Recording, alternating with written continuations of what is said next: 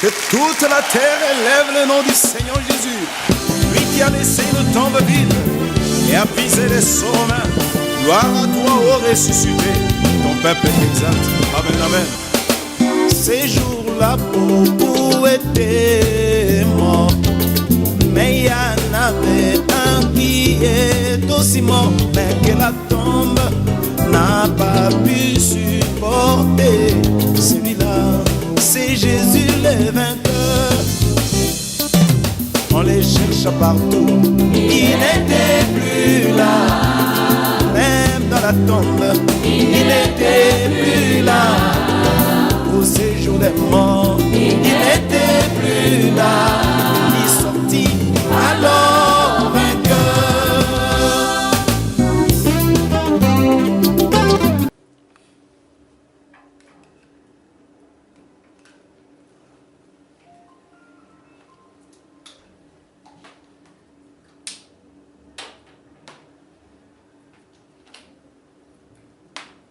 Vous avez prié pour les enfants?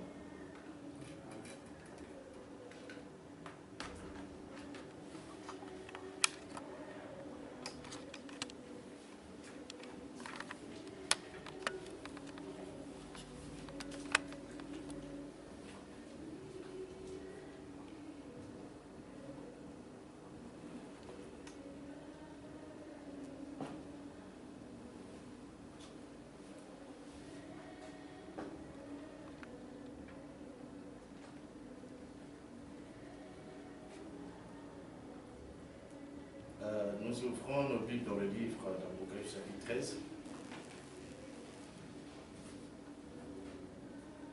Nous prenons le verset 3.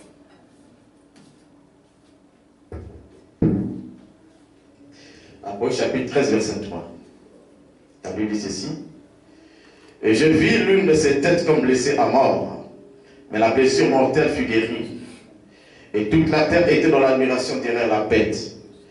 Prenons le chapitre 17, le verset 8. La bête que tu as vue était, et elle n'est plus. Elle doit monter de l'abîme et aller à la perdition. Et les habitants de la terre, ceux dont le nom n'a pas été écrit dès la fondation du monde dans le livre de vie, s'étonneront en voyant la bête parce qu'elle était et qu'elle n'est plus et qu'elle reparaîtra. Amen. Amen. Que Dieu bénisse Dieu sa parole. Amen. Vous pouvez vous asseoir. Et donc, nous allons continuer avec notre enseignement sur la Rome mystérieuse. Et par la grâce de Dieu, je ne serai pas assez long. Je vais peut-être aborder 2 points et puis on se sépare. Et donc, dimanche passé, nous avons vu que Rome, qui avait commencé sous une forme militaire, un empire militaire, n'est-ce pas, avait changé de forme. Amen. Et nous avons dit que l'Écriture qui dit que l'une des têtes de la bête avait reçu une blessure mortelle et que cette blessure était guérie, n'est-ce pas, voulait dire que la Rome païenne ou la Rome politico-militaire était tombée. Amen. Son règne était fini. C'était ça la signification de la blessure mortelle que la bête avait reçue. Amen. Mais la guérison de cette blessure, c'était la réapparition de Rome sous une autre forme. Sous la forme papale ou la forme religieuse. Amen. Et pour ce faire, Rome n'a pas cessé de régner. Rome, qui était un empire militaire, est devenu un empire religieux. Amen. Et de ce point de vue, elle continue à régner sur les habitants de la terre. C'est ce que nous avions dit, n'est-ce pas? Alors, ce matin, cet après-midi, excusez-moi, je voulais qu'on commence à parler de la chute de Rome. Comment Rome a-t-elle chuté, l'Empire romain?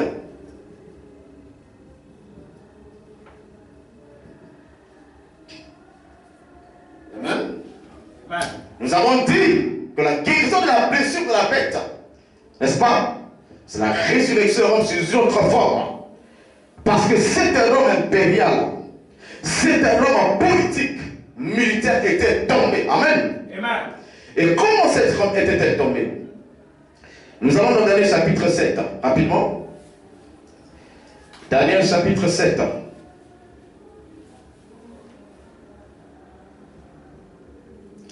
Verset 19. Sentez-vous à l'aise. Amen. Amen. Pour recevoir la parole du Seigneur. Verset 19.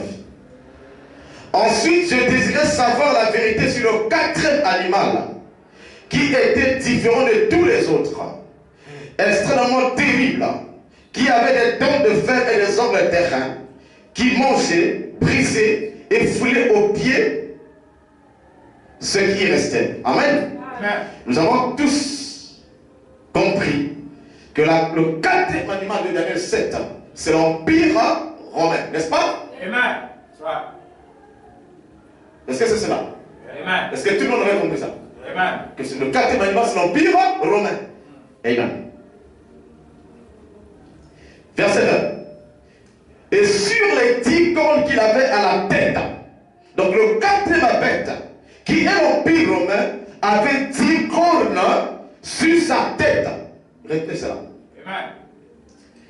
Et sur l'autre qui était sorti et devant laquelle toi étais tombé, sur cette corne qui avait des yeux, une bouche parlant avec arrogance et une plus grande apparence que les autres. Je vis cette corne faire la guerre aux saints et l'emporter sur eux, jusqu'au moment où l'ancien des jours vint donner droit au Saint du Très-Haut, et le temps arriva où les saints furent en possession du royaume. Verset 23, il me parla, c'est l'ange qui parle à Gabriel, il dit, le quatrième animal, c'est un quatrième royaume qui existera sur la terre, donc l'Empire romain, différent de tous les royaumes, et qui dévorera toute la terre, la foulera et la brisera. Verset 24, les 10 cornes sont 10 rois qui s'élèveront de ce royaume. Amen. Amen. Qu'est-ce que la Bible dit? Les 10 cornes que porte cette bête sont 10 royaumes qui s'élèveront de ce royaume-là. Amen. Amen. Amen. La chute de Rome. Nous voyons que le quatrième animal est un royaume. C'est un empire, n'est-ce pas? Amen. Mais la Bible dit que les 10 cornes que cet animal a porté, n'est-ce pas, sur sa tête, ce sont 10 royaumes qui s'élèveront de ce royaume-là. Amen. La bête. Le quatrième animal. C'est Rome, n'est-ce pas? Amen. Qui est appelé royaume ou encore un empire. Mais la Bible dit que cette bête, n'est-ce pas, qui est Rome ou l'empire romain, avait 10 cornes. Et ces 10 cornes signifient 10 royaumes qui s'élèveront, n'est-ce pas, Amen. de l'empire romain. Amen. Amen. C'est là où est caché le mystère de la chute de Rome. J'ai dit que nous allons parler de la chute de Rome. Amen. Alors la Bible dit que les 10 cornes que porte cet animal mystérieux, ce sont 10 royaumes qui s'élèveront, n'est-ce pas? Du royaume de la quatrième bête, du royaume du quatrième animal. Amen. Amen. L'expression 10 royaumes qui s'élèveront, amen, signifie ceci, qu'il y aura 10 royaumes, n'est-ce pas, qui surgiront de l'empire romain et qui mettront fin au règne de l'empire romain. C'est ce que ça veut dire. Que les 10 cornes sont 10 royaumes qui s'élèveront de ce royaume. Amen. Amen. C'est la chute de l'empire romain. Amen. Amen. 10 royaumes surgiront d'un seul royaume, qui est appelé l'empire romain. Et l'empire romain sera fractionné, fragilisé par ces 10 royaumes. Amen. Amen. Amen. C'est ce que cela veut dire. Donc les 10 cornes de la bête, ce sont 10 royaumes qui mettent fin au règne de la bête.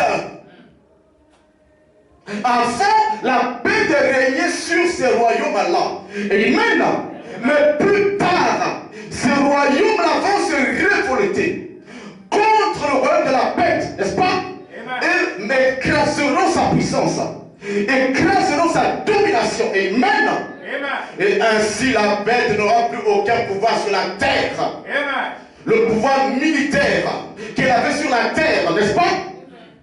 Elle va le perdre. Amen. Amen. Et donc, nous allons donc recourir à l'histoire profane, à l'histoire de l'Empire romain. Amen. Amen. Pour soutenir ceci. Amen. Que l'Empire romain a été brisé par 10 royaumes qui se sont levés de ce royaume-là. Amen. Amen. Mais excusez-moi, avant d'aller plus loin, j'aimerais quand même lire le prophète pour soutenir ce que j'ai dit. Et nous évoluerons. Les 10 royaumes qui se lèvent de l'Empire romain, ce sont 10 peuples, n'est-ce pas, qui mettent fin à la domination romaine sur les peuples. Parce que l'Empire romain régnait sur les peuples de la terre. Et l'histoire dit que l'Empire romain était l'empire le plus vaste, le plus long de tous les empires. Amen.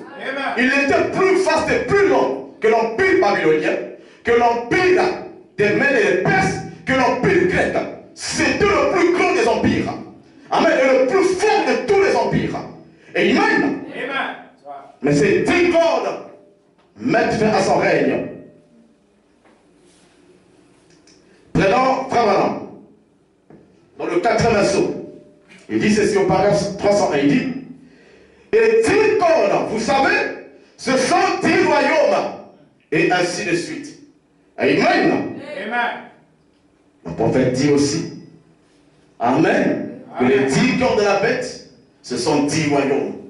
Amen. Amen. Prenons la semence du serpent. Au paragraphe 15, le prophète dit ceci.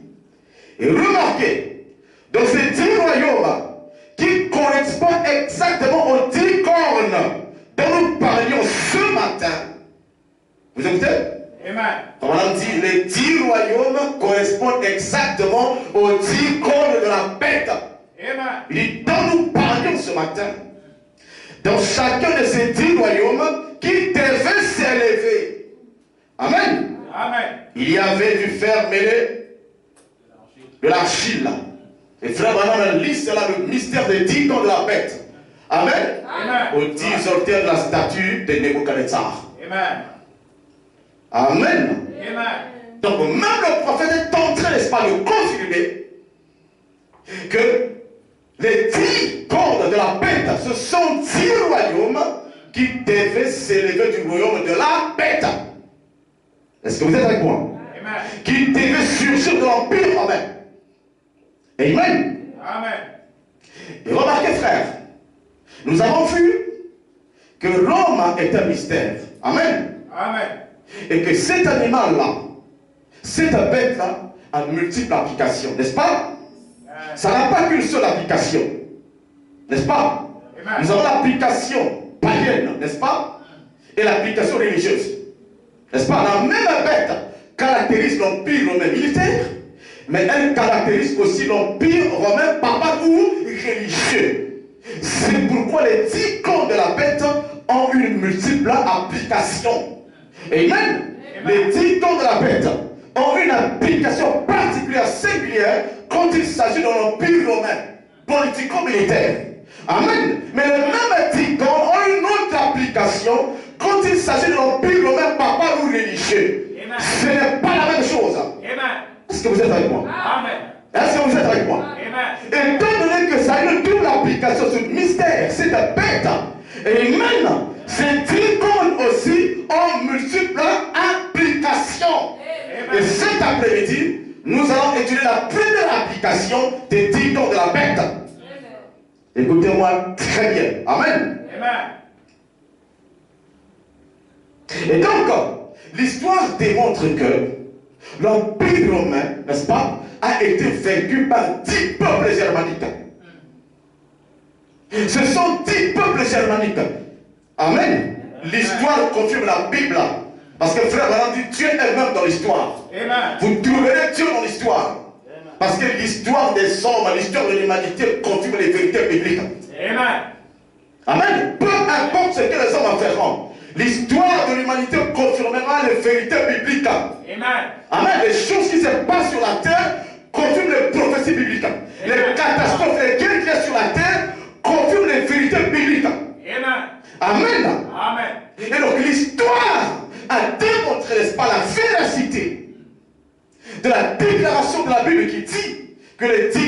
10 royaumes qui se lèvent de l'Empire romain. Amen. Amen. Amen. Donc 10 peuples germaniques se sont levés contre l'Empire romain. Amen. Amen. Et ont mis fin à la domination romaine sur les peuples. Amen. Et ces 10 peuples germaniques étaient qualifiés de barbares par les Romains. Les Romains étaient des barbares. Amen. Il y a même des films que les gens ont joué, n'est-ce pas, sur les barbares qui commentaient l'Empire romain. Sur les affrontements, les guerres que l'Empire romain livrait contre les barbares. Amen. Ça est là. C'est dans les livres d'histoire. C'est dans les films. Amen. Ça confirme la parole de Dieu. Et donc l'Empire romain a été vaincu par des peuples germaniques qualifiés de barbares. Amen. Et l'histoire confirme que ce sont 10 peuples germaniques, n'est-ce pas, qui ont vaincu Rome. Amen.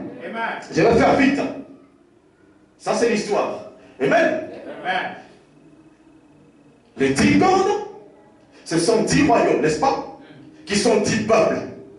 Quand on parle d'un royaume, on parle d'un peuple, n'est-ce pas? Est-ce que vous êtes avec moi? Amen. On parle d'un roi, on parle d'un peuple. Ce sont 10 peuples qui écrasent la puissance de Rome. Amen. Et j'ai dit que ce sont 10 peuples germaniques. Amen. Qui ont combattu l'Empire romain et qui l'ont vaincu. Et à partir de ce jour-là, les peuples de la terre étaient libres de la domination romaine. Politico-militaire romaine. Ils étaient libres.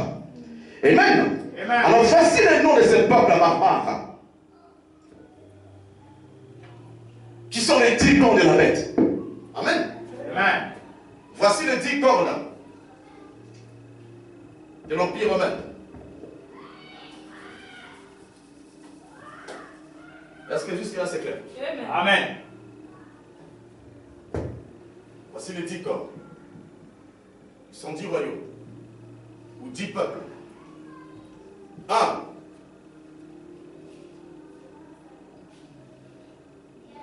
Nous avons les Allemands.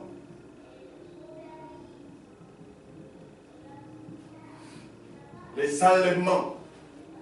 On les appelait les Allemands. Hein? Des peuples germaniques. Appelés barbares par les Romains. Les Allemands ont formé l'Allemagne. Plus tard, c'est eux qui ont formé l'Allemagne. Il y a eu les Francs, 2. Les Francs, ils ont formé la France. Avant, les Français étaient qualifiés de barbares par les Romains. Même les Allemands, ils étaient qualifiés de barbares par les Romains. Amen. Amen. Et il y a les Angles et les Saxons. Et les Saxons. Ils ont formé l'Angleterre. Amen. Amen.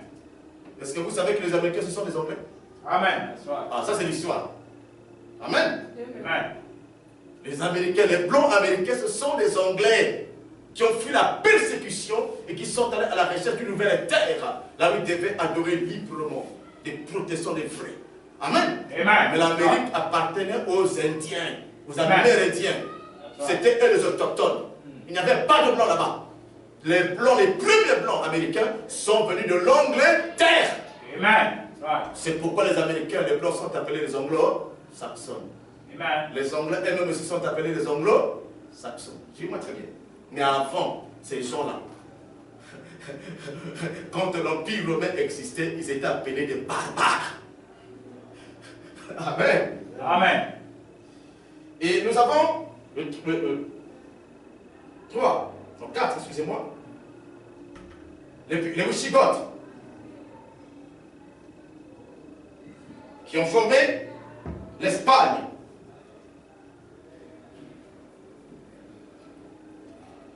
Et nous avons les Burgondes, 5. Oh, frère Christ, j'ai un peu d'ordre ici, hein. Qui ont formé la Suisse. 6, nous avons les Lombards, qui ont formé l'Italie.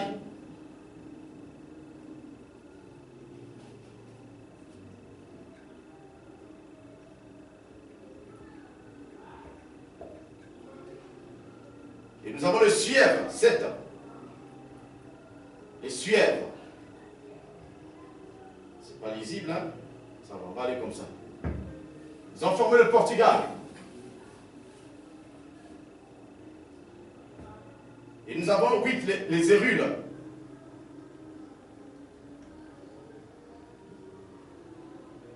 Ils ont formé les pays scandinaves. Ils ont peuplé les pays scandinaves.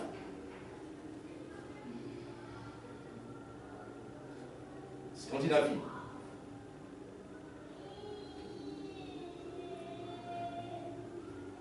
Ils ont formé la Scandinavie ou les pays scandinaves. Nous avons les Vandales. 9 Vandales.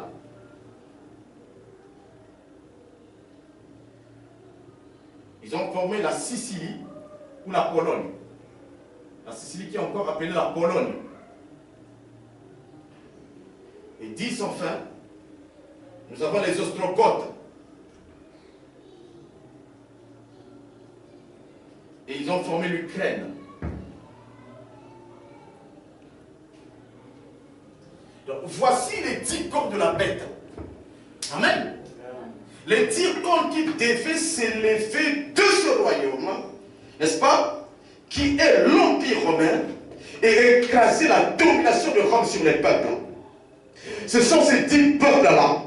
Amen. Et l'histoire dit que chacun de ce peuple avait à sa tête un roi. Un roi barbare. Amen. Et donc, chacun de ce peuple formait un royaume. Donc, il y avait le royaume des Allemands, il y avait le royaume des Francs, le royaume des Angles et des Saxons, le royaume des Wisigoths, des Burgondes, des Lombards, des Suèves, des Hérules, des Vandales et des Ostrogoths. Il n'y avait pas que eux qui étaient des peuples germaniques ou barbares du temps de l'Empire romain. Ils étaient nombreux.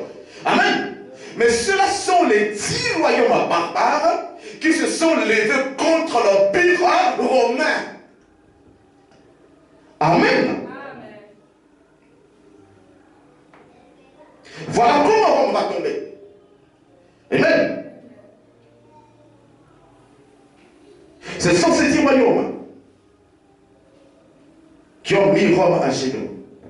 Amen. Donc voilà les 10 cornes de la bête. Amen. Ce sont 10 peuples.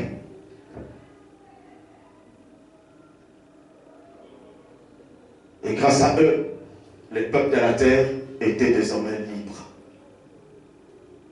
Amen. Parce que quand ils brisent la puissance romaine, amen, Rome cesse de dominer sur les peuples. N'est-ce pas? Et plus tard, ces peuples-là ont formé les peuples que nous connaissons sur la terre. Ils ont peuplé l'Europe.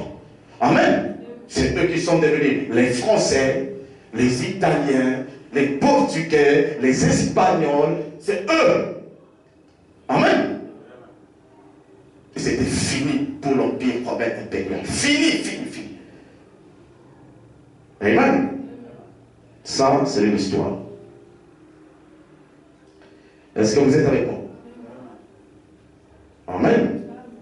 Mais vous avez remarqué, frère, que malgré le fait que l'Empire romain soit tombé, l'Empire romain militaire tombe, amen, nous voyons que cet empire revient sous une autre forme, qui est la forme religieuse. Amen. Et quand elle revient sous la forme religieuse, elle se retrouve dans tous ces pays. Amen.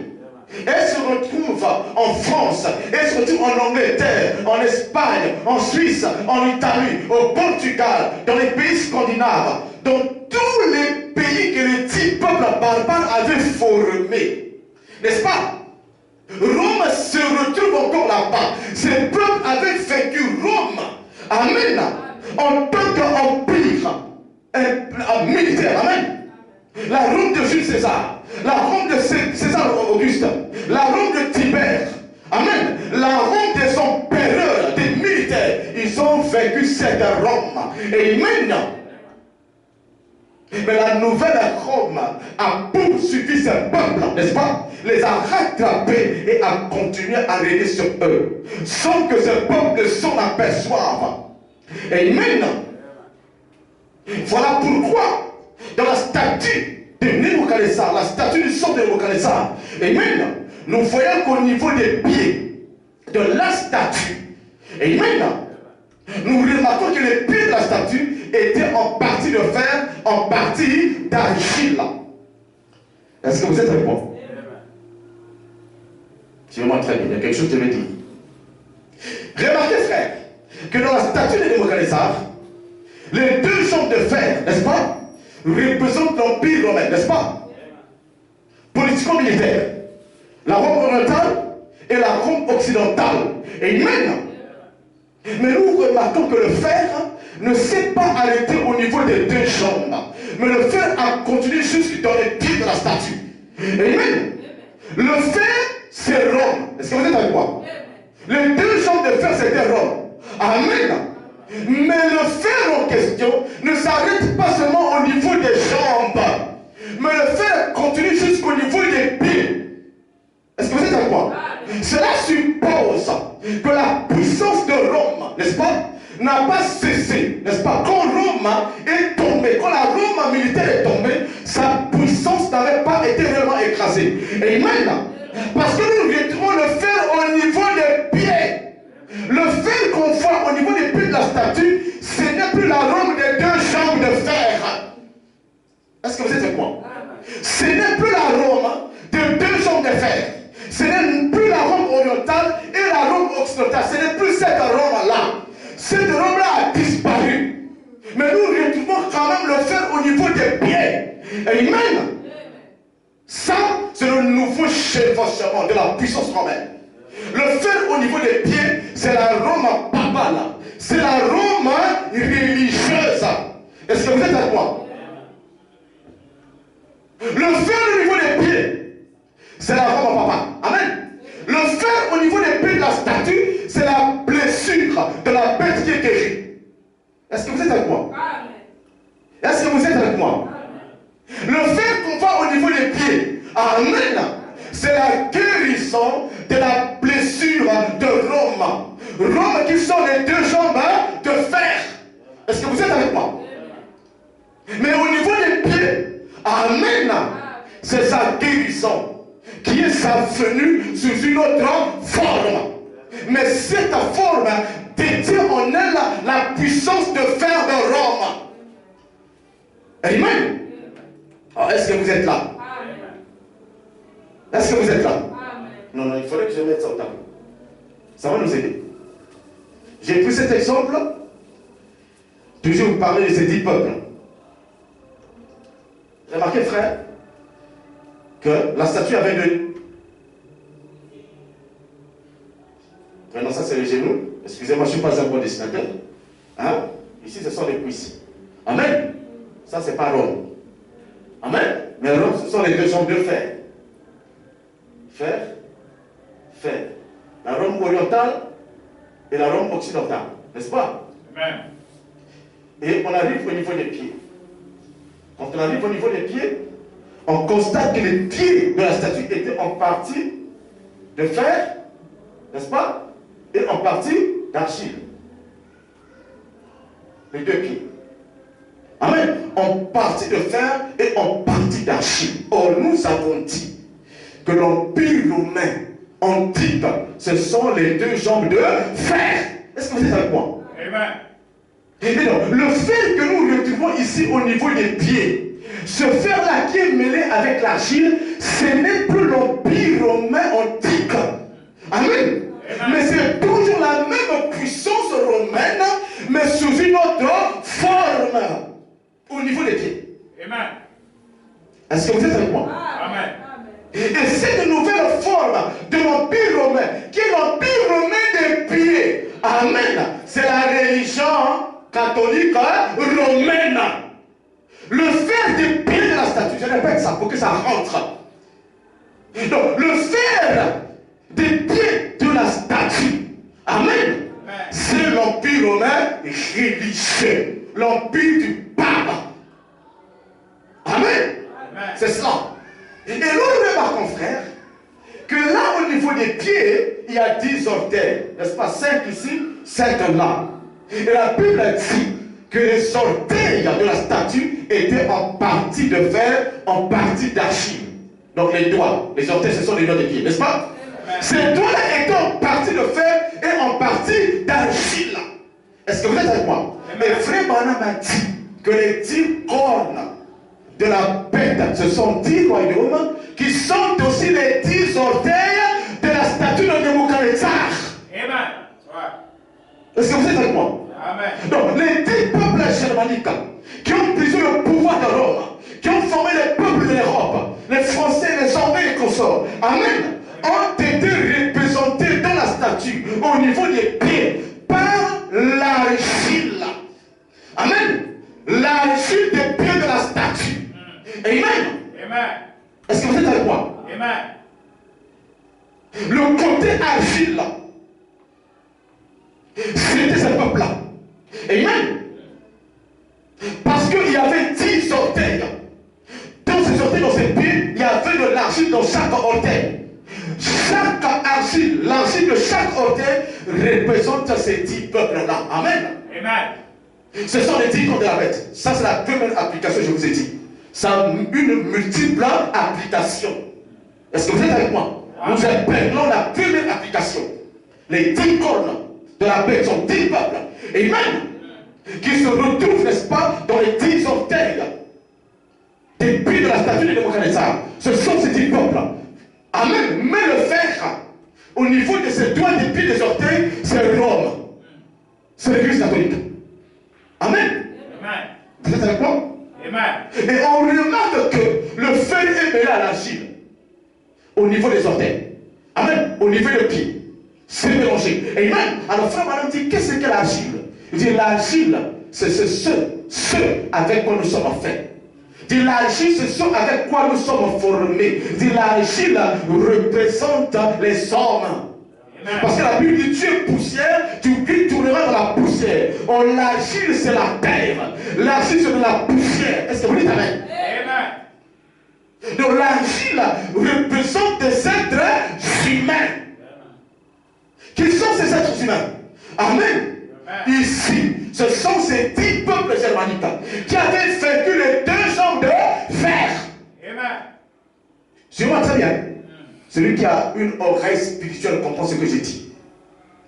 Amen. Amen. Les 10 doigts. Amen.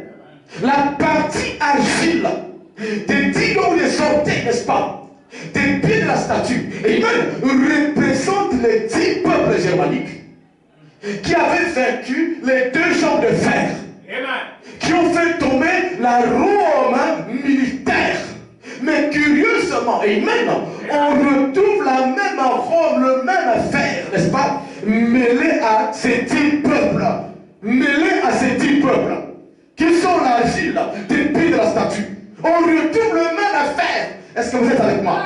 Le fer, c'est Rome. Au niveau des pieds, on retrouve Rome. Marié à l'argile. Amen, les 10 orteils, les 10 pieds, qui sont les 10 peuples qui avaient vaincu la Rome impériale antique. Amen. Qu'est-ce que ça veut dire? C'est que là nous voyons que la puissance de fer de Rome a poursuivi les 10 peuples, n'est-ce pas, qui avaient vaincu la Rome antique. Et comment la puissance de fer a poursuivi ces 10 peuples? C'est à travers la religion. La religion catholique. Amen. Rome, sous la forme de l'Église, a poursuivi les peuples qui avaient vaincu l'Empire romain antique. Amen. Et a continué à imposer sa domination sur ces peuples-là. Est-ce que vous dites amen? Amen. Et ainsi, les Francs, ces peuples barbares, un des peuples parmi les 10, les Francs, qui sont devenus la France, le peuple français, amen, a été qualifié par l'Église catholique la fille de l'Église. L'Église catholique appelle la France la première fille de l'Église. Est-ce que vous le savez? Amen. Ah, je vous informe. L'Église catholique appelle la France la première fille de l'Église. La première fille de l'Église catholique, la France.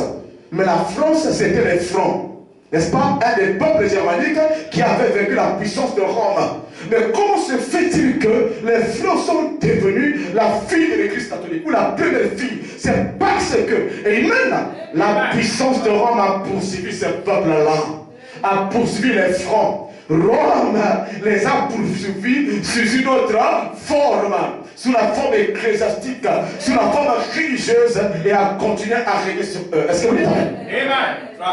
Est-ce que vous me comprenez? Amen. Est-ce que vous comprenez? Non, faisons comme à l'école du dimanche. Alors, parlons tous ensemble. Avant l'école, faisons comme à l'école du dimanche. Que représentent les deux hommes de fer? Parlons tous. Politico-militaire. Amen. Amen. Est-ce que le fer qui est au niveau des pieds et qui est mélangé avec l'argile, c'est l'empire romain politico-militaire? Non, c'est la Rome papa. Amen. Mais c'est toujours le fer. Sous une autre. Amen. Et que représentent les parties argile, ou la partie argile des 10 hôtels? Les peuples barbares. Le monde du roi. Amen. Représente les 10 peuples barbares qui avaient vaincu la Rome. Politico-militaire. Amen. Mais qui se sont encore retrouvés sous la domination de Rome. Mais Rome devenant un empire religieux.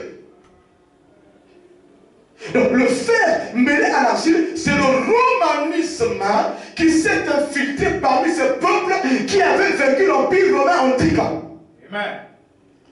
Est-ce que vous êtes avec moi? Amen. Ça, c'est la première application. Amen. Nous montrons les autres applications des 10 cordes. Parce que Rome, c'est un grand mystère. Est-ce que vous êtes avec moi? Amen. Amen. Ainsi, les peuples de la terre ont continué à être dominés par Rome. Amen. Amen. Je vous donne encore un autre détail. Ici, selon la première application du phénomène à l'argile, n'est-ce pas? Qui est le romanisme. Rome continue à dominer, n'est-ce pas? Ces peuples qui avaient pris la force de l'empire antique. Amen. Va de pair avec Apocalypse 17, verset 15. Là-bas, qu'est-ce que la Bible dit? Est-ce que quelqu'un peut lire?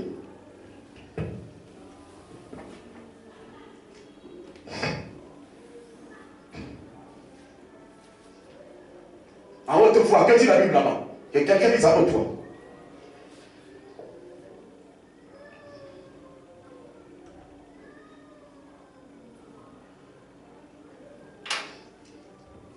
J'attends que quelqu'un dise à haute voix.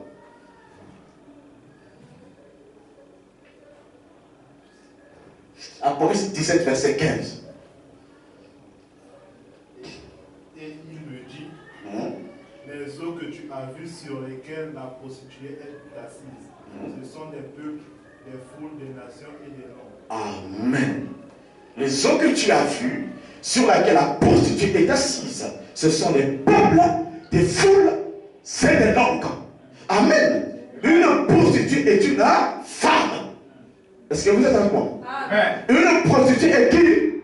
Une femme. N'est-ce pas? Et la femme dans la Bible représente vous êtes les enfants de Malachi 4. La femme dans la Bible représente l'église. Amen. Et la prostituée qui est assise sur les clous d'un son. Amen. C'est une église. C'est une église. Et qui représente les sons? La Bible dit les sons là-bas, ce sont des peuples, des foules et des langues. Ce sont les peuples de la terre. Ce sont les nations de la terre. Donc la prostituée est une église, n'est-ce pas? Assise sur les peuples, qui domine sur les peuples de la terre. Et nous connaissons cette femme. Nous connaissons cette église. C'est le fer. C'est le fer des pieds de la statue de Nebuchadnezzar. Amen. Le fer des pieds de la statue de Nebuchadnezzar, qui peut dire amen. Ce fer-là qui est mêlé à l'argile de la statue de Nebuchadnezzar, ce fer-là, c'est la grande prostituée. C'est le grand d'église, n'est-ce pas? Qui est reconnu par les nations sur la terre. Est-ce que vous êtes avec moi? C'est elle qui est le fer dans les pieds de la statue. Est-ce que vous êtes avec moi? Et la Bible dit qu'elle est assise sur les grandes eaux. Elle domine les peuples. Amen. Or les peuples, les foules, ce sont l'argile. Est-ce que vous dites Amen? Amen. Donc les sceaux d'Apocalypse chapitre 17 à 15, c'est l'argile des pieds de la statue de Nebuchadnezzar. L'argile des pieds de la statue de Nebuchadnezzar, ce sont les sceaux d'Apocalypse 17 verset 15. Ce sont des peuples. Est-ce que vous dites Amen? L'argile, c'est de quoi nous sommes faits. Ce sont des hommes et des femmes. Les hommes aussi, ce sont des hommes et des femmes. Amen.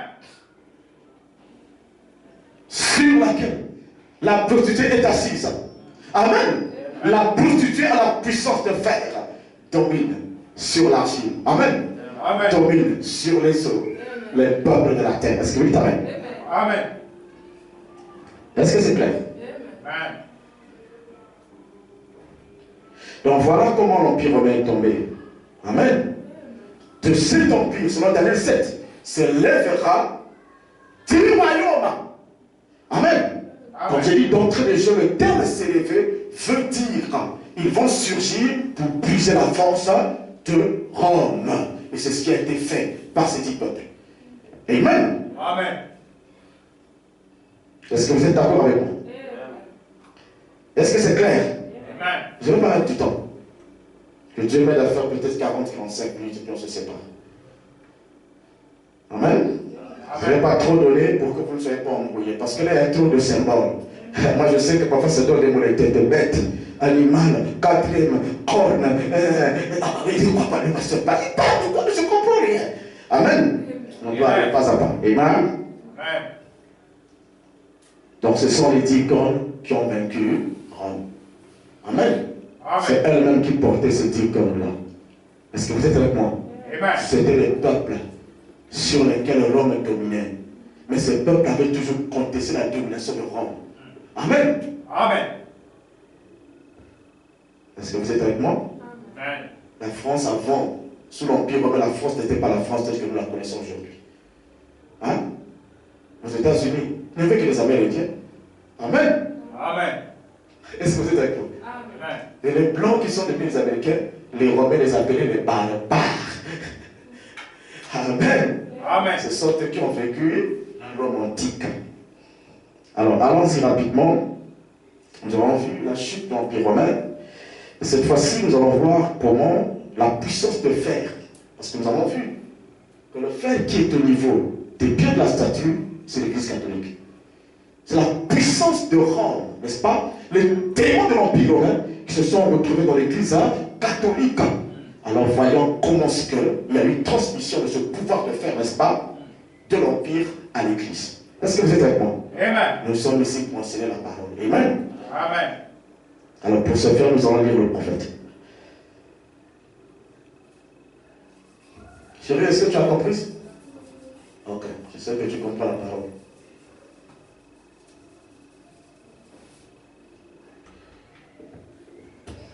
Donc nous voyons donc comment la puissance de fer.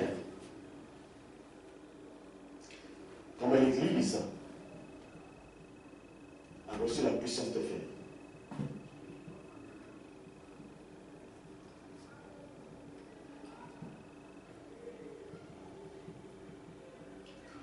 La puissance de fer de l'Empire.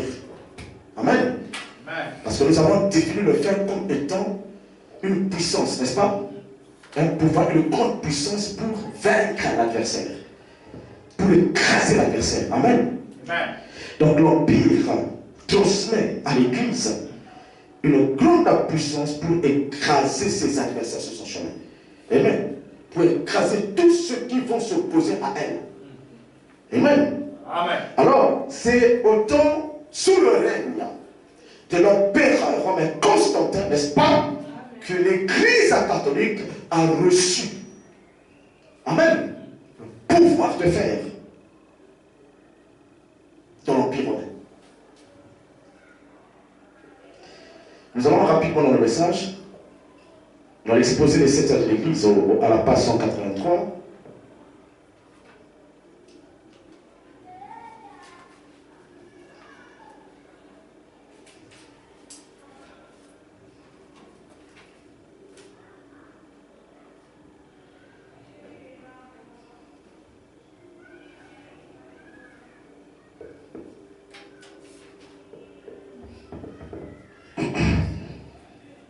Suivez la lecture.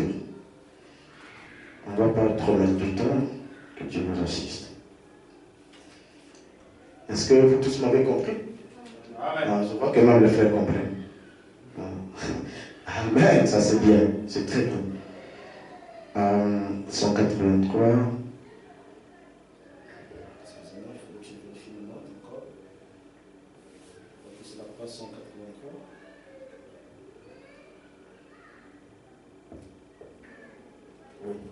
Il faut voir ici. Ainsi, à l'époque de ce troisième âge de l'Église, qui est l'âge de Pergame, nous avons deux églises qui portent le même nom. Mais il y a eu une profonde différence entre elles. Donc, du temps de l'empereur Constantin, il y a eu deux églises qui existaient, mais qui portaient le même nom. Donc, le nom du christianisme, l'église chrétienne. Mais il faut voir qu'il y avait une grande différence entre les deux églises. L'une était apostate, l'autre était une véritable église chrétienne. Amen. Amen. Celle qui était la véritable église, c'est celle qui gardait la doctrine des apôtres, la sainte doctrine. Mais l'autre église, qui devenait la plus grande église, était une église païenne, avec des titres chrétiens. Écoutez très bien. L'une a abandonné la vérité, épousé des idoles, et n'a pas de vie en elle. L'une de ces églises avait abandonné la vérité. La vérité, c'est quoi? C'est la doctrine des apôtres. C'est Christ. Amen. Amen. Donc, quand elle abandonne la vérité, qui est la doctrine des apôtres, elle abandonne Christ. Est-ce que vous êtes avec moi? Amen. Elle s'est hybridée. Hybridée veut dire se mélanger avec des rites païens. Elle s'est hybridée. Et ce sont les signes de la mort et non de la vie qui marque son sillage. Les signes de la mort. Amen. Du péché. N'est-ce pas? Amen. Marque son sillage. Elle est puissante par le nombre de ses membres. Cette église est puissante par le nombre de ses membres. Amen. Il y a beaucoup de membres. Elle a la faveur du monde. L'autre est un petit groupe. Donc, ce qui dit la vérité. Elle est persécutée. Mais elle suit la parole. Et les signes la suivent. Glory. Les malades sont guéris. Et les morts ressuscités. Elle est vivante de la vie, de la parole de Dieu. Elle n'aime pas sa propre vie, mais elle reste attachée à son nom et à sa foi jusqu'à la mort. Amen. Amen. Nous avons donc deux églises ici. Amen. Ainsi, la terrible persécution de Rome, écoutez, ainsi la terrible persécution de la Rome officielle s'abattit sur les vrais croyants jusqu'à ce que Constantin s'élève et accorde la liberté de culte religieux. Amen. Amen. Et donc là, à Rome, il y a deux églises chrétiennes. L'une est fausse, l'autre est vraie. Et la fausse est soutenue par l'Empire. Et avec le soutien de l'Empire, elle combat la vraie église. Amen. Amen. Et quand Constantin devient empereur, il s'est attelé, n'est-ce pas, à accorder au petit groupe qui a la vérité, la vraie église, la liberté de religion. Écoutez-moi très bien. Jusqu'à ce que Constantin s'élève et accorde la liberté de culte religieux. Il semble que deux raisons soient à l'origine de l'octroi de cette liberté. Donc, quand Constantin devient empereur, il interdit à la grande église, n'est-ce pas, de Rome, de combattre la petite église, de persécuter la petite église. Il interdit aux dignitaires de l'Empire de soutenir la persécution de la fausse église contre la vraie église. Est-ce que vous êtes avec moi? Amen. La femme a dit, il semble que deux raisons soient à l'origine de l'octroi de cette liberté. Il semble qu'il y a deux raisons qui avaient poussé Constantin à octroyer la liberté de religion à la vraie église. Écoutez. En plein milieu, plusieurs bons empereurs n'avaient pas autorisé de persécution. Mais une fois disparus, ils avaient été suivis par d'autres qui mettaient les chrétiens à mort. C'était tellement absurde que l'opinion publique finit par admettre qu'il fallait laisser les chrétiens tranquilles. Amen. Amen. La première raison de l'octroi de la liberté des religions pour la petite église, c'est qu'il y avait des empereurs qui précédèrent, n'est-ce pas, Constantin, qui ne soutient pas l'idée de la persécution de l'Église. C'est pourquoi lui aussi, quand il a accédé au pouvoir, il n'a pas soutenu l'idée de la persécution des vrais païens. Amen. Amen. Ça, c'est la première raison. Il n'a pas voulu soutenir la persécution. Il a condamné cela. Amen. Amen. Il a voulu faire comme les empereurs qui avaient condamné la persécution de l'Église. Alors, quelle est la deuxième raison? La deuxième raison, la plus remarquable, est que Constantin allait au-devant d'une bataille très difficile dans la conquête de l'Empire. J'ai le film de Constantin à la maison. Amen. Amen. Et quand je lis cette version de Frère Banin, je sais que c'est vrai. Amen. Parce Amen. que j'ai suivi son film, son histoire, et j'ai vu la bataille qu'il a livrée. Amen. Amen. Constantin allait au-devant d'une bataille très difficile dans la conquête de l'Empire. Une nuit, en songe, il fit apparaître devant lui une croix blanche. Il lui sembla que c'était un présage qui remporterait cette bataille si les chrétiens priaient pour qu'il ait la victoire. Voilà la deuxième raison qui a poussé Constantin à obtenir la liberté de religion. C'est qu'il devait livrer une bataille, n'est-ce pas? Amen. Une bataille de taille. Et une nuit, il fit un songe dans lequel il revint une croix blanche qui se présentait devant lui. Et pour lui, c'était un signe, un présage que si les chrétiens priaient pour lui, donc cette croix-là représentait pour lui la prière des chrétiens, pas des faux, les vrais chrétiens. Amen. S'il priait pour lui, alors il obtenait la victoire. Ainsi, il est allé voir les vrais chrétiens, les bien-aimés qui étaient dans la vérité. Il leur a demandé de prier pour lui, n'est-ce pas? Et il leur a dit, si je remporte la victoire, je vous accorderai la liberté de culte. N'est-ce pas? Je combattrai tous ceux qui essaieront de vous persécuter. Bien entendu, les bien-aimés aspiraient à la liberté de religion. Ils ont prié pour Constantin. Amen. Amen. Ils lui ont promis la liberté au cas où il obtenait la victoire. Il gagna et la liberté de culte religieux fut accordée par l'édit de Nantes en 312 de notre ère. Amen. Amen. Donc en 312 de notre ère, par l'édit de Nantes, la liberté de religion fut accordée aux véritables chrétiens. La persécution fut condamnée par l'empereur Constantin. Suivez-moi très bien. Mais cette délivrance de la persécution, de la mort et de la mort ne procédait pas d'une intention aussi généreuse qu'il semblait au premier abord. Amen. Frère Branham a dit, cet octroi de la liberté du culte par Constantin n'était pas un acte généreux. Il avait une autre pensée derrière la tête.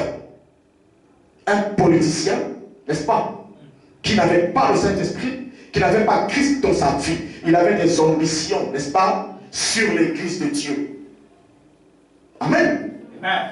Et en effet, Constantin se posait maintenant comme protecteur. Au lieu, n'est-ce pas, de s'arrêter à l'octroi de la liberté de religion, n'est-ce pas, il se pose maintenant en protecteur de l'Église. Hein? Il prend maintenant la position de protecteur de l'Église. Un politicien. Écoutez. Dans cette position de protecteur, son intérêt dépassait quelque peu celui d'un simple observateur. Parce que celui qui protège l'Église n'est pas un simple observateur. Il est actif dans les affaires de l'Église. Donc Constantin voulait se rendre actif dans les affaires de l'Église. Constantin voulait s'ingérer dans les affaires de l'Église. Constantin voulait, n'est-ce pas, se porter comme une personne qui résout les différends de l'Église. Celui qui apporte des solutions aux problèmes de l'Église. Un politicien qui n'a pas le Saint-Esprit. Amen. Amen. L'Église doit être conduite par le Saint-Esprit. Jésus a dit, je vous enverrai le Saint-Esprit. Qui fera quoi? Vous conduira dans toute la vérité. Amen. Amen. Ouais. C'est le Saint-Esprit qui conduit l'Église. À travers des hommes remplis du même Saint-Esprit. Mais Constantin ne fut qu'un politicien, un général, un empereur qui ne savait rien au sujet du Dieu d'Israël. Qui n'avait même pas eu le coup du Saint-Esprit que les apôtres avaient reçu dans la chambre haute. Amen. Amen. Alors, protecteur, son intérêt dépassait quelque peu celui d'un seul observateur. Car il avait décidé que l'Église avait besoin qu'il l'aide dans ses affaires.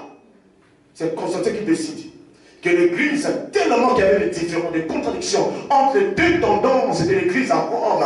Donc l'Église avait besoin de lui, n'est-ce pas, comme médiateur, comme la personne qui puisse régler ses problèmes. Suivez très bien. Nous parlons de comment l'Église a reçu la puissance de faire de l'Empire. Et quand on parle de Constantin, nous parlons de la puissance de fer. Nous parlons de Rome en tant que puissance de fer. Est-ce que vous êtes avec moi? Amen. Vous faites votre oreille spirituelle pour comprendre ce que je dis. Amen. J'ai toujours dit qu'un aigle vole au-dessus de l'assemblée. Quand le pasteur apporte quelque chose, avant même qu'il arrive à la fin, il peut déjà voir. Amen. Amen. Donc Constantin c'est Rome. Constantin c'est le fer. Amen. Est-ce que vous êtes avec moi? Amen. Donc le fer s'infiltre dans l'église. Amen. Le plan de contrôle, il régler le problème de l'église, le pacificateur de l'église. Le pacificateur, c'est le Saint-Esprit. C'est la colombe. La colombe est le symbole de la paix. Est-ce que vous dites Amen? Amen. Lorsque Jean finit de baptiser Jésus au Jourdain, le Saint-Esprit descendu sur la fondure, la paix du ciel avait visité la terre. On peut dire Amen. C'est pourquoi Jésus a dit, je vous donne ma paix. Pas comme le monde vous l'attend. Je vous donne foi la colombe. Amen. Mais Constantin se pose en pacificateur de l'église. Amen. Il veut prendre la position de Jésus-Christ. C'est Jésus qui pacifie le problème de l'église. Parce que quelqu'un peut dire Amen à ça? C'est Jésus qui est la colombe de l'église. Pas un politicien. Pas le faire. Écoutez. Il avait constaté, Constantin, qu'il y avait des désaccords sur plusieurs points. Donc Constantin constate qu'il y avait des désaccords entre les deux tendances chrétiennes. Amen. L'une était la vraie église chrétienne, l'autre la fausse. Amen. Amen. Amen. Il avait constaté qu'il y avait des désaccords sur plusieurs points. Dans l'un était la doctrine d'Arius, évêque d'Alexandrie, qui enseignait à ses disciples que Jésus n'était pas réellement Dieu. Donc Constantin va constater que là il y avait deux tendances. Une, celle d'Arius, qui enseignait que Jésus était différent de Dieu, qui n'était pas Dieu.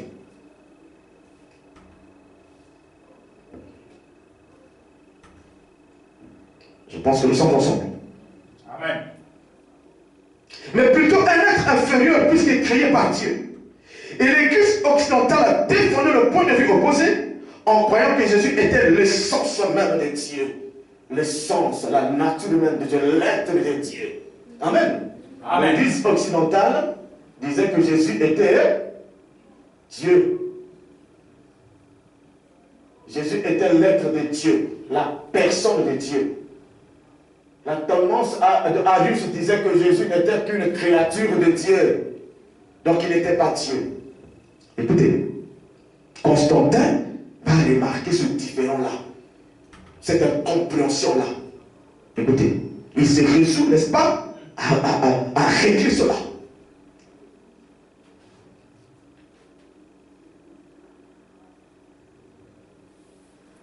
Et comme elle disait à l'égard du Père, il dit, devant les telles questions et devant l'introduction dans le culte des cérémoniales païens,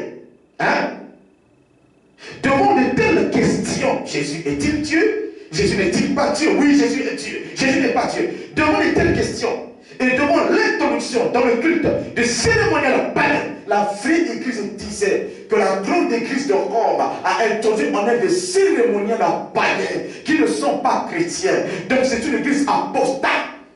Mais cette église apostate disait, nous sommes dans la vérité parce que nous sommes la première église de Rome. Nous sommes la première église à commencer à Rome.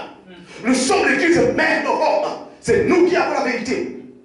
Mais ils avaient les cérémonies païens. L'empereur convoqua le concile de Nicée en 325. En 312. il accorde la liberté de religion, selon le livre de Nantes. Mais en 325, il organise le concile de Nicée, dans la ville appelée Nicée. Amen. Pour jouer au protecteur de l'Église, pour jouer au pacificateur de l'Église, à celui qui, n'est-ce pas, règle les différends de l'Église. Et même, qui règle les incompréhensions de l'Église. En 325, il convoqua un concile, une grande réunion, n'est-ce pas? Amen. Où il invita Arius, qui prêchait que Jésus n'était pas Dieu, et les frères de l'Église occidentale, qui prêchaient que Jésus était le Fils de Dieu, donc à l'égard du Père. Il les invita pour que chacun vienne défendre son point de vue sur la base des Saintes Écritures. Amen. Écoutez. Est-ce que c'est clair? Amen. Est-ce que c'est clair? Amen. Ne somnole pas, il faut chasser le sommeil. Il dit, en 325, dans l'intention de rassembler tous les groupes, voyez, dans l'intention de rassembler tous les groupes, pour qu'ils puissent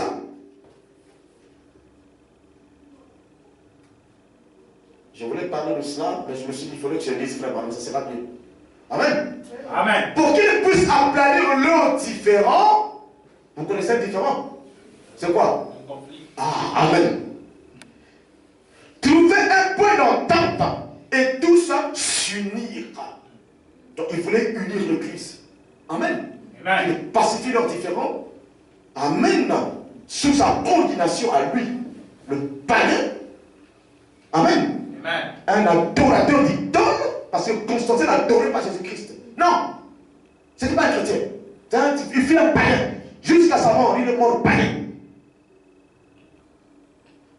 Il dit, comme on dit, n'est-il pas remarquable que, bien que ce mouvement ait commencé sous Constantin, il n'a pas dépéri. Il n'est pas dépéri, excusez-moi. Mais qu'il soit encore bien vivant aujourd'hui dans le conseil œcuménique des églises, dans le but de rassembler les églises, n'est-ce pas, pour parler un seul langage. Parce que le but de Constantin était de rassembler les tendances chrétiennes pour que toutes ces tendances parlent un seul langage. Madame dit, ça n'a pas pris fin. L'ambition de Constantin a abouti, n'est-ce pas, à une fête, à une sommité. Cette sommité, n'est-ce pas, de l'ambition de Constantin sur le mouvement œcuménique des églises. Amen. Amen. Le mouvement œcuménique, c'est le rassemblement de différentes tendances religieuses, n'est-ce pas, dans le but de parler un seul langage. Des gens qui ne croient pas de la même façon. Amen. Amen. Et tout ça, c'est satanique. Dieu n'est pas là-dedans. C'est de la politique. Amen. Amen. Amen. Écoutez. D'ailleurs, si Constantin ne put réaliser entièrement cette unité, le mouvement œcuménique, lui, il parviendra à notre époque. Amen. Amen. Ainsi, les vrais croyants seront persécutés. Je continue la lecture. Or, cette ingérence de l'État dans les affaires de l'Église est contraire au bon sens. Frère Branham dit que Constantin, en se posant comme un protecteur, pacificateur de l'Église, n'est-ce pas, c'était une ingérence de l'État, de l'Empire romain, de fer. Une ingérence de la puissance de fer dans les affaires de l'Église. Est-ce que vous êtes avec moi? Amen. La puissance de fer ne devait pas s'ingérer dans les affaires de l'Église. Mais c'est ce qui se passa sur Constantin. Amen. Frère, on a dit c'est hors du bon sens. Pourquoi? Parce que l'État n'a pas de Saint-Esprit. L'État n'a pas de Saint-Esprit. L'État ne peut pas naître de nouveau. Amen. Amen. Est-il contraire au bon sens? Car le monde ne comprend ni la vérité contenue dans la parole, ni le foi de l'Église. Le monde ne comprend pas les vérités contenues dans la parole, ni le foi de l'Église. L'État, c'est le monde. Amen. Amen. Nos gouvernants actuels, ce sont des païens. Ce sont des francs-maçons, des magiciens et tout. Ils sont dans les loges de magie et tout. Ils ne doivent pas toucher les choses de Dieu. Amen. Right. Amen. Amen. L'État ne doit pas s'ingérer. Mais ici, le fer, à travers Constantin, est en train d'entrer, n'est-ce pas, dans l'Église.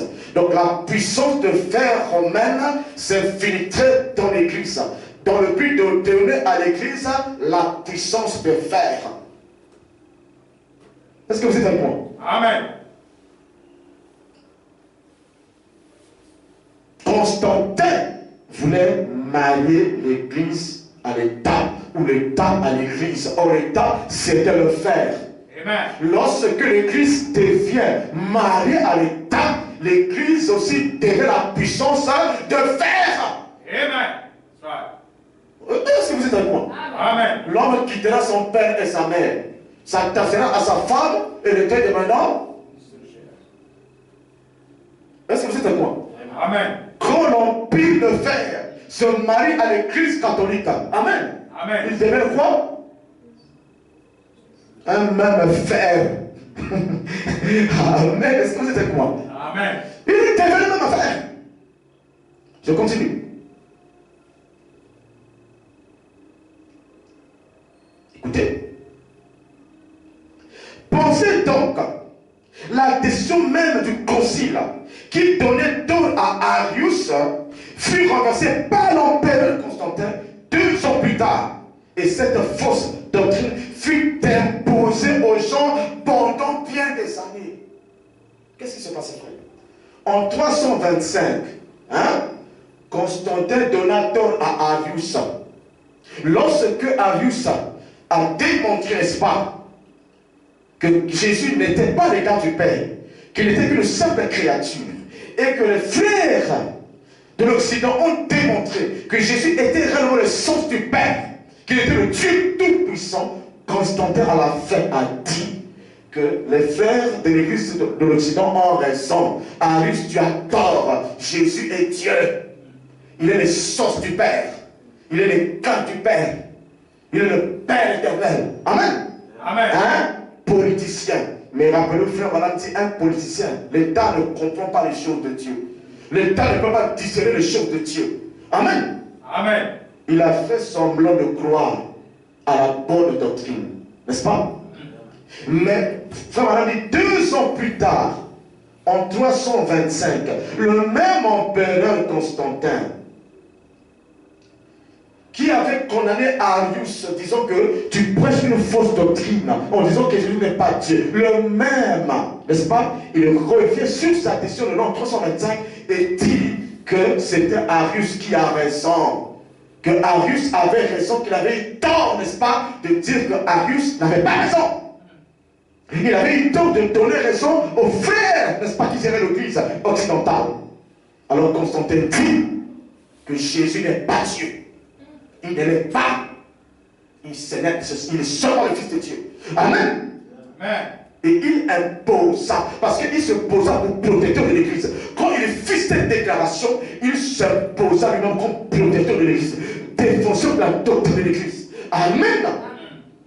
Et il imposa à tous les tendances chrétiennes de croire que Jésus n'est pas Dieu. Et celui qui se posait là, ça sera tué. C'est la persécuté. Amen. Il donna raison à la fausse église de Rome qui avait des cérémonies païens, qui avait introduit des cultes païens dans l'église et il condamna la vraie église de petits troupeaux qui gardait la doctrine des apôtres. Est-ce que vous êtes avec moi? Amen. Et tout l'empire commença à subir la première église de Rome qui était tombée dans la fausse doctrine que nous appelons aujourd'hui l'église catholique.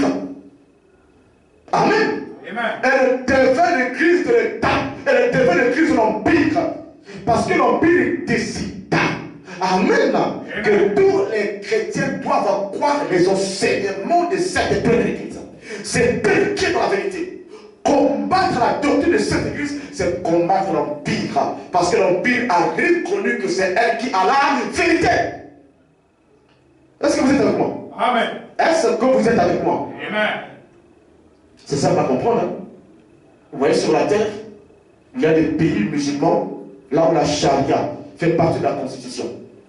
Donc le gouvernement reconnaît, amen, l'islam comme la seule et vraie doctrine.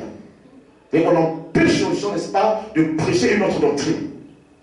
Nous avons des frères du message, des pasteurs qui ont fait la prison en Iran.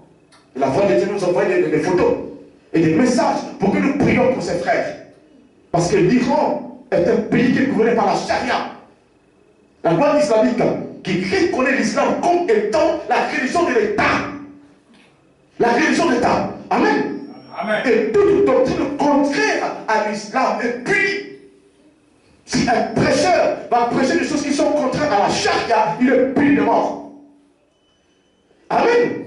C'est ce qui se passait sous Constantin. Sous Constantin. Amen. Amen. L'Empire décida de soutenir la fausse église. L'Empire se lia à la fausse église. Ainsi, le pouvoir de l'Empire fut partagé avec l'église. Donc l'Empire partageait son autorité, son pouvoir avec l'église. Quel était son pouvoir? Le fer. Quelle était sa puissance? Le fer. L'Empire partageait son fer. Amen. Amen. Avec l'église. Est-ce que vous êtes avec moi? Amen. J'ai continué. Amen. Cette doctrine, la fausse, fut imposée aux enfants pendant des années. Pendant des années. Imposée, obligatoire. Vous refusez, vous êtes tué. Amen. Amen. Je vous conseillerais d'aller lire sur Internet l'histoire de l'Inquisition. Vous comprenez ce que je dis. Allez lire. Faites vos recherches. Privez Inquisition. Vous verrez comment les catholiques ont tué les gens pendant les âges. Inquisition, les prêtres. Amen. Ça s'est passé dans plusieurs pays du monde. Pourquoi? Parce que dans tous ces États, l'église catholique était l'église d'État. Mariée à l'État. Le même pouvoir que l'État. Amen. Amen. Est-ce que vous êtes avec moi? Amen. Cependant, le Seigneur savait d'avance que l'Église et l'État allaient s'unir sous Constantin, l'Empire et la fausse Église s'unirent. Amen. Amen. La puissance de faire de l'Empire pénétra dans l'Église. Vous êtes avec moi? Amen. C'est là comment l'Église a-t-elle reçu la puissance de faire. C'est sous Constantin. Amen. Amen. On dit, cependant, le Seigneur savait d'avance que l'Église et l'État allaient s'unir. Il dit, le nom même de Pergame signifie entièrement marié. L'âge de Pergame, c'est l'âge pendant lequel Constantin, n'est-ce pas, a vécu. Amen. Et le terme Pergame signifie entièrement marié. Nous n'allons pas parler de ça de l'Église ici, c'est juste une parenthèse. Amen. Amen. Pergame qui veut dire entièrement marié, parle du mariage de l'Empire romain avec la fausse Église. Amen. Amen. Et ce mariage transmet à l'Église, n'est-ce pas, la fausse. Amen. Transmet à l'Église, je voulais dire, la puissance de fer. Amen.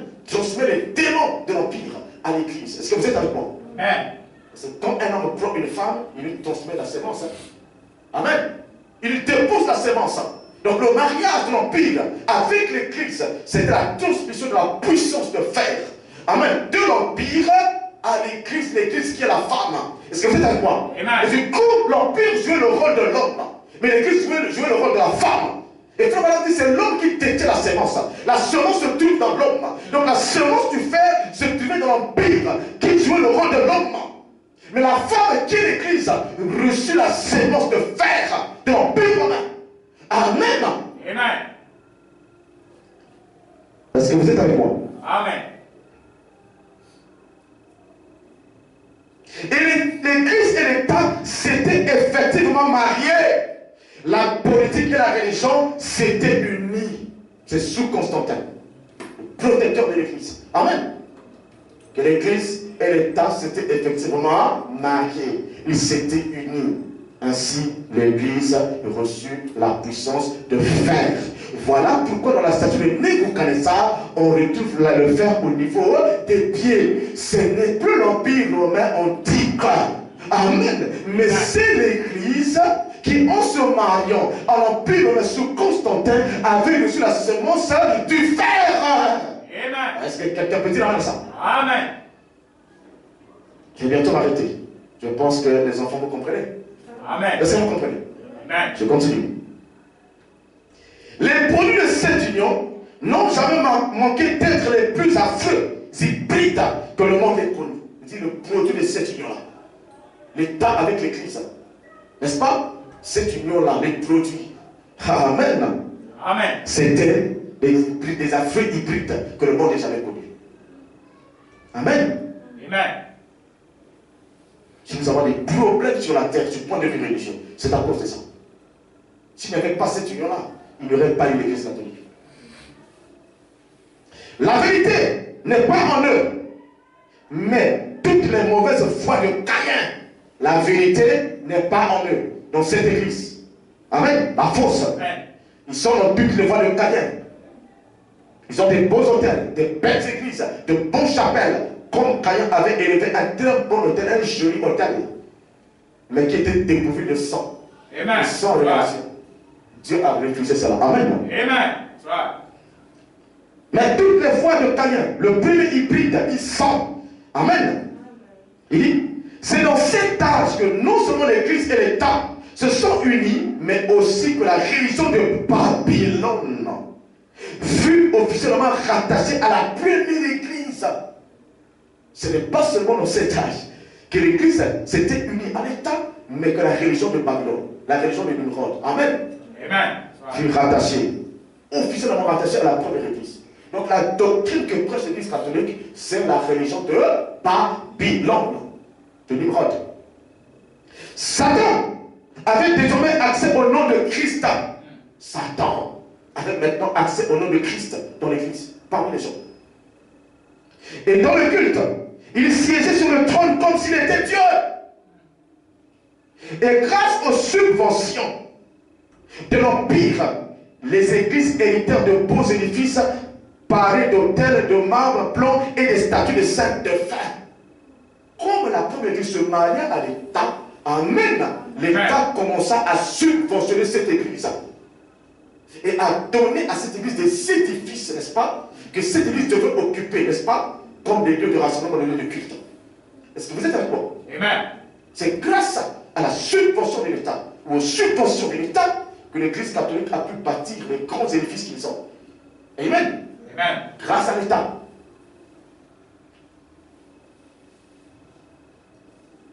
C'est dans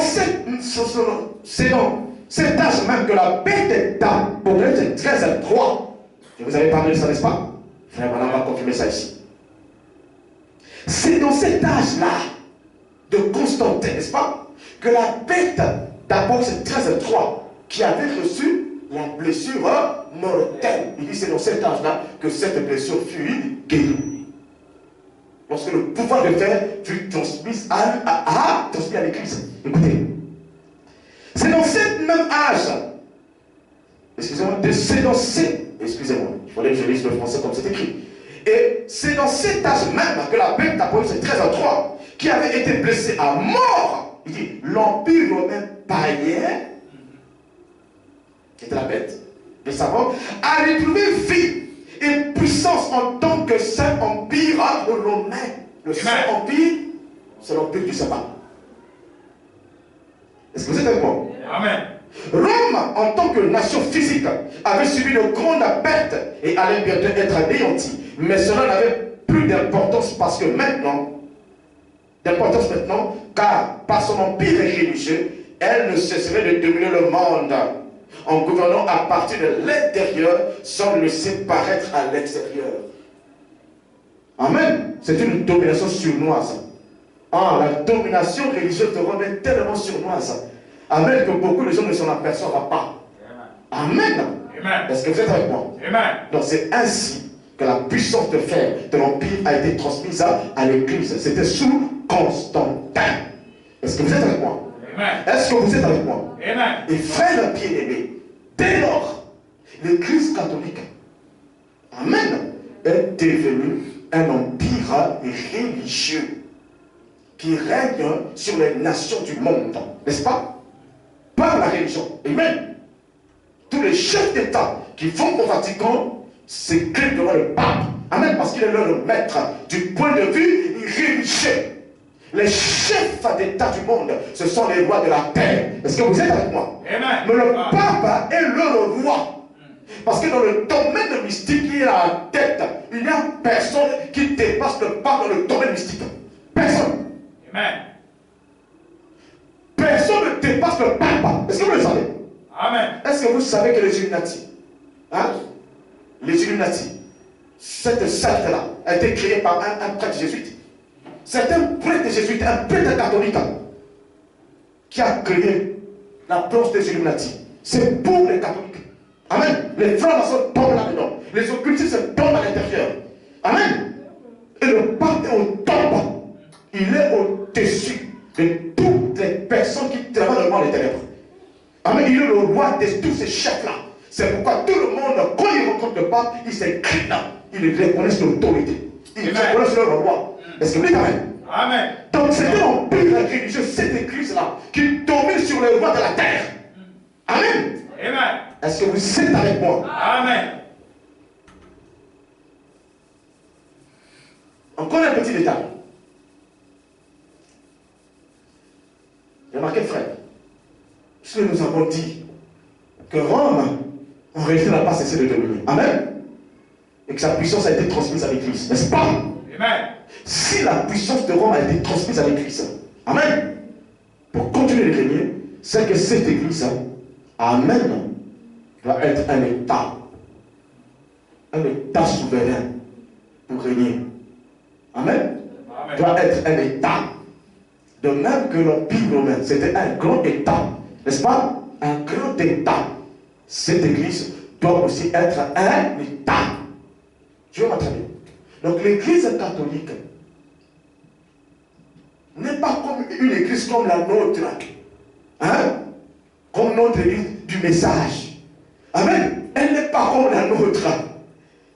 Est-ce que c'est avec moi? L'Église catholique en soi est un État. Est-ce que c'est avec moi? Amen. Et cet État-là s'appelle l'État du Vatican. Amen. Dont la superficie est de 44 hectares. C'est le plus petit pays du monde. C'est le plus petit État du monde. Écoutez-moi, que ce petit État ne vous échappe pas. L'Église catholique a pour État le Vatican. Est-ce que vous êtes avec moi? C'est au Vatican que vit le pape. C'est là où vivent les trônes officiels de l'Église catholique. C'est là où il trône. C'est là où il décide. C'est là où il gouverne. Amen. Le Vatican est un État indépendant d'une superficie de 44 hectares. Amen.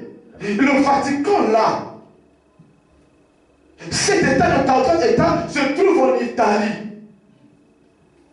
Amen. Amen. Dans la ville appelée Rome. Mais frère, c'est curieux. C'est curieux, frère. À Pretoria. Amen. Nous avons 2 ambassades venues de l'Italie. 2 ambassades venues de l'Italie. La première ambassade, c'est celle de l'Italie officiellement. La deuxième ambassade à Pretoria, qui vient de l'Italie, est appelée The Holy Seat. Allez faire vos recherches sur les net. Vous allez voir. The Holy Seat, c'est l'ambassade de l'État du Vatican. Amen. L'ambassade de l'Italie, amen, c'est l'ambassade de l'État d'Italie qui a pour capitale Rome.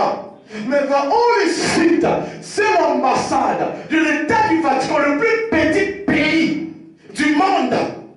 Amen. Et sa capitale, c'est aussi son État. Son État, c'est le Vatican. Sa capitale, c'est aussi le Vatican. Donc, dans les pays anglophones, là où l'ambassade, alléluia, du Vatican est installée, on appelle ça The Holy Seat. Et dans les pays francophones, partout l'ambassade du Vatican, on appelle ça le Saint-Siège. Le Vatican ne dépend pas de l'Italie. C'est un pays indépendant. Le Vatican, c'est l'église catholique. Amen. Qui est un État, un pays qui a ses ambassadeurs dans le monde, des prêtres jésuites. Si vous voulez partir visiter le Vatican, allez à l'ambassade du siège. C'est eux qui vous donneront le visa. Amen. Mais pour aller en Italie, visiter Rome et tout, il n'y a pas de problème. Allez à l'ambassade de l'Italie. Rome est le Vatican est le plus petit pays du monde. Donc l'église catholique n'est pas une église comme la nôtre. C'est un État. Est-ce que vous êtes avec moi? C'est un empire religieux qui était l'État. Amen. Politico-religieux. Est-ce que vous êtes avec moi? Amen. Le Vatican est un État politico-religieux. Est-ce que vous dites amen? Amen. Est-ce que vous êtes avec moi? C'est pour montrer que Rome continue de régner sur les habitants de la terre. Parce que de Rome a surgi une religion, n'est-ce pas? Une puissance de fer qui s'est installée dans le monde différent, n'est-ce pas, de l'État de l'Italie. Et pourtant, la ville se trouve en Italie. Amen. Au lieu qu'elle soit représentée par les chancelleries italiennes de partout dans le monde, mais elle a ses propres chancelleries. Amen. Ses propres ambassades. C'est pour dire, nous sommes un État indépendant. Amen. Et cela se passe au traité de Latran, en 1929. Amen. Amen. Avec Benito Mussolini. Amen. Benito Mussolini, qui était secrétaire général de quelque chose avant l'Italie. Dans le gouvernement italien, ils se sont retrouvés avec le représentant du pape, le secrétaire général du pape, comme ça. Secrétaire de l'État du Vatican. Ils ont signé. Amen. Des accords. Que l'Italie ne doit pas se mêler des affaires du Vatican. Le Vatican est un État indépendant. Amen. Ça appartient à l'Église catholique. Est-ce que vous êtes avec moi? Amen. Est-ce que vous êtes avec moi? Amen. Et ça, c'est à cause du mariage qui s'opéra entre l'État et l'Église sous Constantin. C'est ce qui a abouti au Vatican. C'est à cause de l'Empire avec l'Église a fait que l'Église catholique devienne un pays, un État. Amen. Donc le nom Église n'est qu'une couverture. Les dessous, amen, c'est Rome qui continue à régner. Amen. Est-ce que vous êtes avec moi? Amen. Et ce sont des cloches spirites. Amen. J'ai un autre documentaire à la maison sur les symboles des statues. Amen, qui se trouvent à Rome. C'est le diable en personne. Amen. Mais sachez, frère, quand nous parlons de l'Église catholique, il ne faut pas seulement regarder les catholiques. Les catholiques, c'est si, hein, le diable travaille partout. Amen. Nous dévoilons ces choses par rapport à la parole. Amen. Amen. Mais Satan s'infiltre dans les églises et du message Amen. pour attaquer, pour briser, pour casser. Amen. Amen. C'est pourquoi nous devons garder notre œil ouvert. Nous avons la parole, nous avons la vérité, mais le diable ne nous laissera jamais. Amen. Nous ne sommes pas exempts de la tentation. Si le Seigneur Jésus-Christ, Dieu de la chair humaine, a été tenté par le diable, comme a pu votre genou. Jésus était la vérité incarnée. La vérité faite à chair, mais le diable l'a tenté. Amen. Il était la vérité. Les autres étaient dans le mensonge. Les autres étaient dans le faux. Mais le diable est venu le tenter. Amen. Nous disons ces vérités, mais cela ne veut pas dire que nous sommes exempts de la tentation du diable. Amen. Il viendra nous tenter. Amen. Il viendra nous attaquer. Amen. Amen. Donc ne nous réjouissons pas. Ah, nous avons la vérité. À l'église catholique et dans le mensonge. Fais attention. Le diable t'inquiète. Amen. C'est pourquoi la vérité que tu as reçue, tu dois savoir comment la conserver. Pure. Amen. Que le Seigneur vous bénisse. Amen.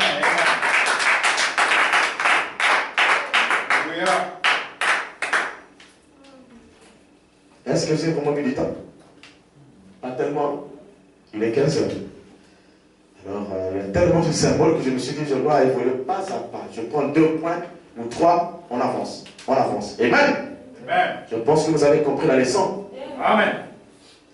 Les 10 cœurs de la bête, la première application, ce sont les 10 royaumes qui ont mis fin au règne, de la Rome antique. Amen. Amen. Merci, merci Jésus, merci, merci Jésus. Merci, merci Jésus de tout cœur. Alléluia. Merci, merci Jésus. Merci, merci Jésus. Merci, merci Jésus de tout. Oh, j'étais perdu dans ce monde, loin de ta face. Oh Seigneur, tu m'as aimé. Oh, tu m'as cherché, tu m'as sauvé, Seigneur Jésus. Oh, nous t'adorons, Jésus, nous t'adorons, Jésus, nous t'adorons, Jésus de tout cœur.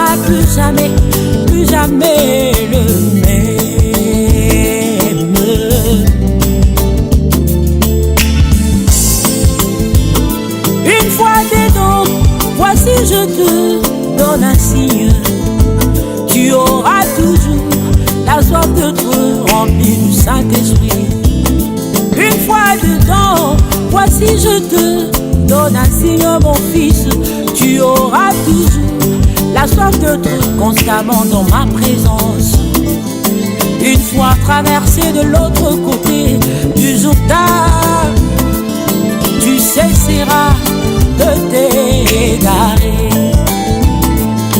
Une fois traversé de l'autre côté, tu auras la paix et une joie ineffable.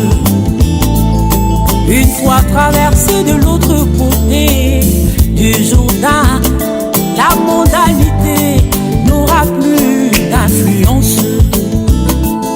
Une fois traversé de l'autre côté du Jourdain, toi tu défieras la pesanteur pour ton âme.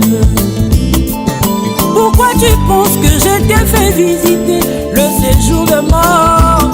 C'est pour que tu saches l'importance d'être rempli du Saint-Esprit. Pourquoi tu penses que je t'ai fait visiter cet endroit horrible? C'est pour que tu saches l'importance d'être rempli de mon esprit. Oh oui, la croix est une puissance. Oh oui, la croix est une puissance. Je chante la croix qui est une puissance qui a changé ma vie. La croix est une puissance qui a transformé ma vie. La croix est une puissance, si seulement tu peux passer par elle. La croix est une puissance, si seulement tu peux t'abandonner. La croix est une puissance. Oh oui, la croix est une puissance message du temps de la fin est une puissance. Le message de William Branham est une puissance qui a restauré mon âme. La croix est une puissance qui a béni ma vie. La croix est une puissance. Si seulement tu peux t'abandonner, si seulement tu peux pas séparer. La croix est une puissance. Oh oui, la croix est une puissance. C'est vrai, la croix est une puissance. Je dis la croix est une puissance. Je chante la croix qui est une puissance. Oh, oh, oh, oh, oh, oh, oh. La croix est une puissance.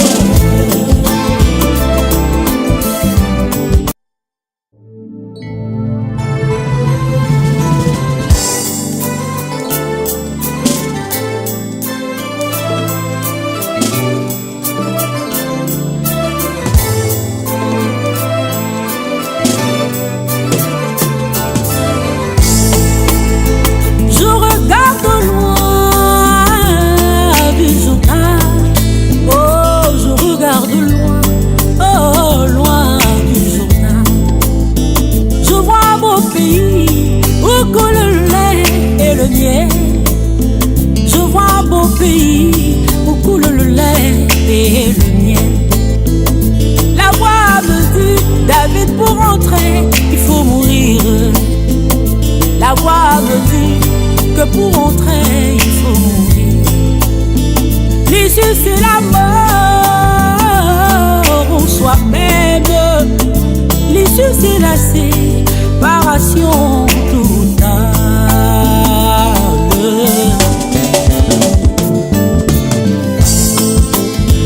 La voix rajouta, si tu passais ce Jourdain, tu ne seras plus jamais le même. La voix rajouta que si tu passais ce Jourdain, tu ne seras plus jamais le même.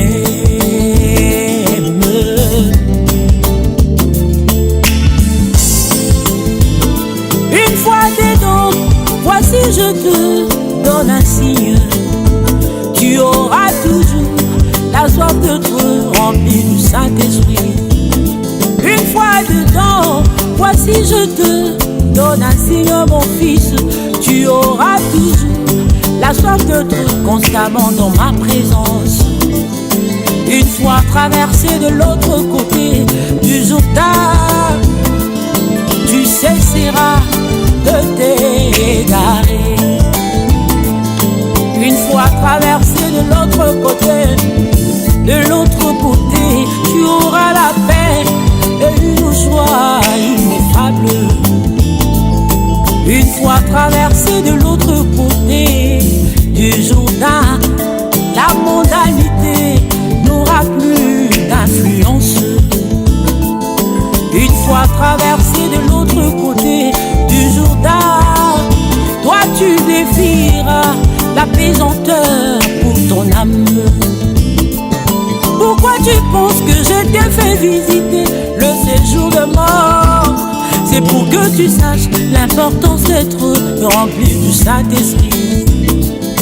Pourquoi tu penses que je t'ai fait visiter cet endroit horrible? C'est pour que tu saches l'importance d'être rempli de mon esprit. Oh oui, la croix est une puissance. Oh oui, la croix est une puissance. Je chante la croix qui est une puissance qui a changé ma vie. La croix est une puissance qui a transformé ma vie. La croix est une puissance, si seulement tu peux passer par elle. La croix est une puissance, si seulement tu peux t'abandonner. La croix est une puissance. Oh oui, la croix est une puissance. Le Le message du temps de la fin est une puissance. Le message de William Branham est une puissance qui a restauré mon âme. La croix est une puissance qui a béni ma vie. La croix est une puissance. Si seulement tu peux t'abandonner, si seulement tu peux pas séparer. La croix est une puissance. Oh oui, la croix est une puissance. C'est vrai, la croix est une puissance. Je dis la croix est une puissance. Je chante la croix qui est une puissance. Oh, oh, oh.